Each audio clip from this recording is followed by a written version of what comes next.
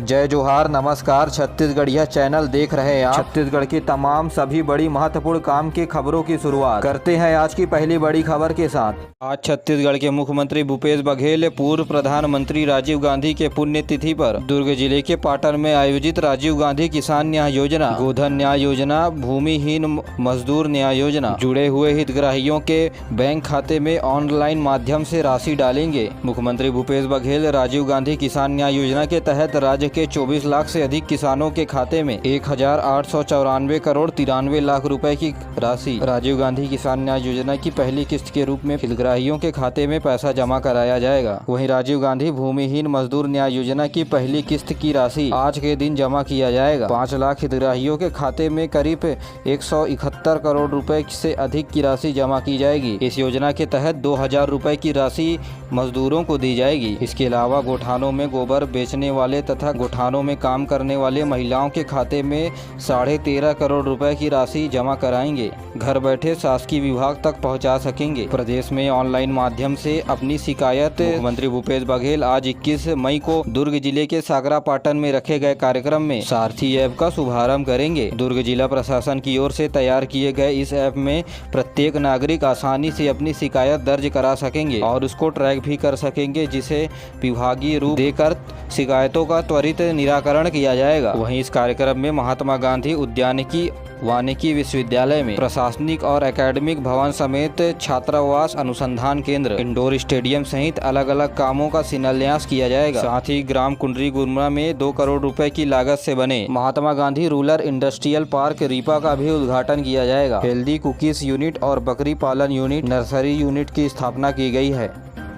अग्निवीर तथा अन्य सेना भर्ती के लिए परीक्षा परिणाम घोषित कर दिया गया है। सेना भर्ती कार्यालय रायपुर से मिले जानकारी के अनुसार पुरुष और महिला अग्निवीर, नगर पुलिस, सेना असिस्टेंट विंग, हवलदार, फार्मा तथा अन्य पदों के लिए ऑनलाइन माध्यम से प्रवेश परीक्षा आयोजित कराया गया, जहां अभ्यर्थी अपनी परीक्षा परिणाम इंडियन आर्मी के वेबसाइट में देख सकते हैं। साथ ही सेना भर्ती कार्यालय रायपुर के नोटिस बोर्ड में भी सूची को जाकर देख सकते हैं। सेना भर्ती प्रक्रिया के दूसरे चरण की जानकारी जल्द ही अभ्यर्थियों को दिया जाएगा।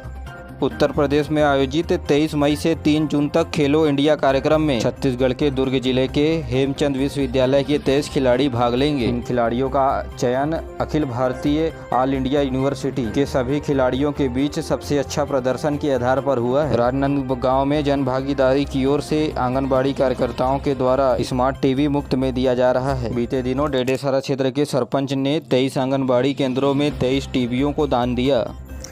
छत्तीसगढ़ के जगदलपुर को जोड़ने के लिए दिल्ली, नागपुर और विशाखापट्टनम तक फ्लाइट शुरू करने की मांग की जा रही है। बस्तर के लोगों को हेल्थ, एजुकेशन और बिजनेस के लिए मिलेगा फायदा। बस्तर के चैम्बर ऑफ कॉमर्स के सदस्यों का कहना है कि बस्तर इन शहरों से जुड़ता है तो हेल्थ, एजुकेशन और बिजनेस के क्षेत्र में बड़ा रास्ता खुल जाएगा। आपको बता दें कि घरेलू उड़ान सेवा के लिए DGCA की मंजूरी मिलने के बाद अनुबंधित कंपनी अलायंस जगदलपुर एयरपोर्ट से जगदलपुर, हैदराबाद, रायपुर के लिए नियमित विमान सेवा शुरू हुई थी, जिसके बाद अब बस्तर के लोग दिल्ली, नागपुर से विमान शुरू होने की मांग कर रहे हैं।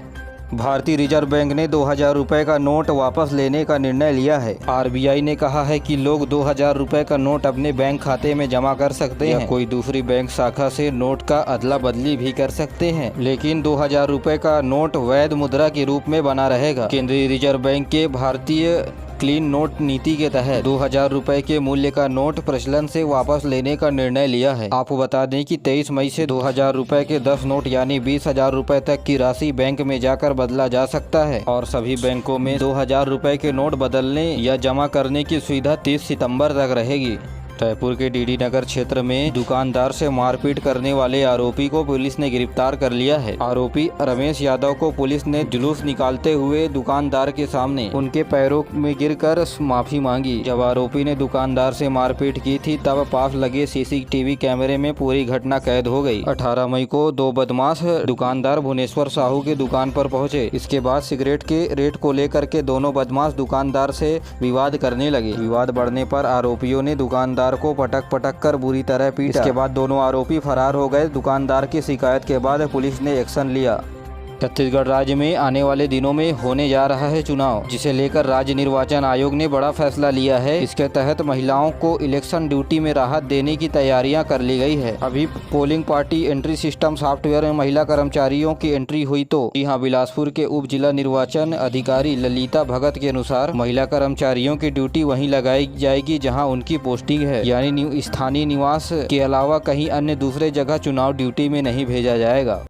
छत्तीसगढ़ में पहली बार रामायण महोत्सव का आयोजन किया जा रहा है। यह महोत्सव रायगढ़ के रामलीला मैदान में आयोजित किया जाएगा। यह आयोजन 1 जून से 3 जून के बीच चलेगा। स्वास्थ्य मंत्री टी.एस. सिंहदेव ने बताया कि अलग अलग देश और राज्यों से आने वाले रामायण के कलाकार रामायण के प्रसंगों के ऊपर अपनी प्रस्तुति देंगे। इसके अलावा आरती तथा हनुमान चालीसा का भी पाठ होगा। रामचरितमानस के आधार पर राम भगवान के चरित्र का भी वर्णन किया जाएगा। छत्तीसगढ़ के संस्कृति विभाग की ओर से इस महोत्सव के आयोजन हेतु जोरदार तैयारियां की जा रही है। इसमें शामिल होने वाले मानस मंडलियों को इनाम दिया जाएगा। प्रथम इनाम 5 लाख रुपए, द्वितीय इनाम 3 लाख रुपए तो वहीं तृतीय इनाम 2 लाख रुपए तय किया गया है। दुर्ग जिले के चंदूलाल चंद्राकर मेडिकल कॉलेज में 2016-17 के बैच को मान्यता नहीं मिलने पर छत्तीसगढ़ उच्च न्यायालय ने केंद्रीय स्वास्थ्य सचिव और राज्य के स्वास्थ्य सचिव से, इसके अलावा नेशनल मेडिकल काउंसिल से जवाब मांगा है। 2 जजों की डिवीजन बेंच ने इस मामले में मंगलवार को सुनवाई की, जहां कोर्ट ने कहा है कि इस मामले की सुनवाई गर्मी छुट्टी के बाद 14 जून को होगी। खबर के मुताबिक चंदूलाल चंद्राकर मेडिकल कॉलेज में साल 2016-17 के बैच में MBBS के छात्रों की डिग्री को नेशनल मेडिकल कमीशन ने अभी तक मान्यता नहीं दिया है। इस मुद्दे को लेकर के छात्रों ने हाई कोर्ट में याचिका दायर की थी, तो वहीं हाई कोर्ट ने कांकेर मेडिकल कॉलेज में 300 पदों में भर्ती हेतु लगी रोक को हटा दिया है। खबर के मुताबिक शासकीय मेडिकल कॉलेज कांकेर में नियम के विरुद्ध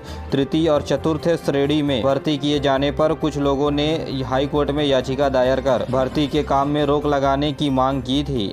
निःशुल्क और अनिवार्य बाल शिक्षा अधिकार अधिनियम RTE में चालू शिक्षा सत्र में प्रदेश के प्राइवेट स्कूलों में भर्ती के लिए पहली पारी में ऑनलाइन अर्जी देने का काम पूरा कर लिया गया है। संचालक लोक शिक्षण सुनील कुमार जैन ने बताया कि पहली पारी में कोंडागांव, दंतेवाड़ा, सुकमा जिले का लॉटरी निकाला गया, जिसमें 552 बच्चों को चुना गया है। इसमें दंतेवाड़ा जिले से 74, सुकमा जिले से 82 और कोंडागांव जिले से 396 विद्यार्थी शामिल हैं। उन्होंने बताया कि बाकी जिले की लॉटरी 25 मई तक पूरा कर लिया जाएगा। खबर के मुताबिक प्राइवेट स्कूलों में एडमिशन के लिए RTE पोर्टल के तहत आवेदन मंगाए गए थे।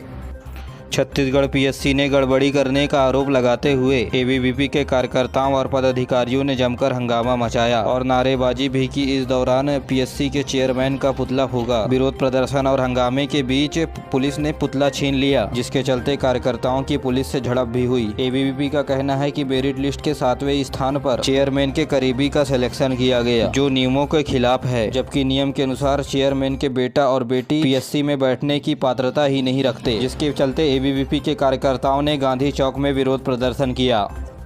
छत्तीसगढ़ लोक सेवा आयोग की चयन परीक्षा 2022 में मेंस के लिए 18 मई से आवेदन शुरू होंगे। परीक्षा के लिए 25 मई तक अभ्यर्थी आवेदन कर सकेंगे, जिसका एग्जाम 15 से 18 जून तक होगा। बता दें कि PSC 2022 के तहत 210 पदों पर भर्ती के लिए आवेदन भरे गए थे। बता दें कि फरवरी में प्रारंभिक परीक्षा आयोजित हुई थी। मुख्य परीक्षा के लिए 3095 अभ्यर्थियों का चयन हुआ है। PSC 2022 में 19 सेवाओं के लिए भर्ती जारी की गई थी। डिप्टी कलेक्टर के 15, DSP के 8 पद शामिल हैं। सबसे ज्यादा नायब तहसीलदार के 70 पद हैं। छत्तीसगढ़ में मौसम का पारा चढ़ते जा रहा है। प्रदेश के दिन का तापमान 45 डिग्री के पार जा चुका है। वहीं रात का तापमान 25 डिग्री के करीब रिकॉर्ड दर्ज किया गया है। मंगलवार को भी मौसम गर्म रहा। तो वहीं मौसम विभाग के मुताबिक बुधवार को भी 43 डिग्री से ज्यादा मौसम का तापमान रहने की संभावना है। प्रदेश में आ रही शुष्क हवाओं के कारण मौसम गर्म हो रहा है। बता दें कि अब तक मुंगेली में सबसे ज्यादा 44.8 डिग्री सेल्सियस तापमान रिकॉर्ड दर्ज किया गया है।